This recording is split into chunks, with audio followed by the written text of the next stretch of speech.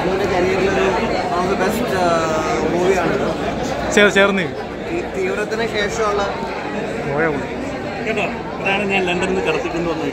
ആണല്ലേ? അഭിനയിച്ചപ്പോൾ എക്സ്പീരിയൻസ് എങ്ങനെയുണ്ട് സാറിന്? എക്സ്പീരിയൻസ് ഇതിൽ കുറേ ആർട്ടിസ്റ്റുകളുണ്ടല്ലോ. ഇപ്പോൾ ചന്തുനാഥ് ആണെങ്കിലും മിയ ആണെങ്കിലും പലയിട്ടുള്ള ആളുകളാണ്. എന്നെക്കാൾ എക്സ്പീരിയൻസ് ആയിട്ടുള്ള ആളുകളാണ്. ഒരു നല്ലൊരു സിനിമ ഉണ്ടാക്കുക എന്നൊരു ആഗ്രഹമായിരുന്നു. കുറേ നാൾക്ക് ശേഷം ഒരു ഗൾഫ് എക്സ്പീരിയൻസ് ഉള്ള സിനിമയാണുള്ളത്. അത് വർക്ക് ചെയ്തപ്പോൾ എങ്ങനെ ഉണ്ടായിരുന്നു?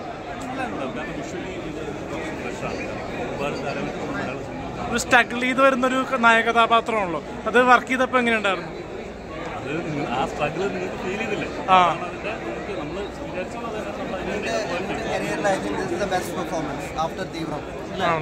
അതെ.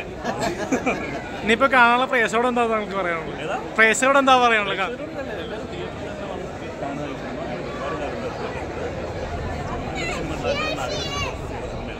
നല്ല രീതിയിൽ അതിൻ്റെ തിയേറ്ററിൽ തന്നെ വന്ന് കാണാം. അതൊരു വിഷ്വൽ സൗണ്ട് ക്വാളിറ്റിയിൽ തന്നെ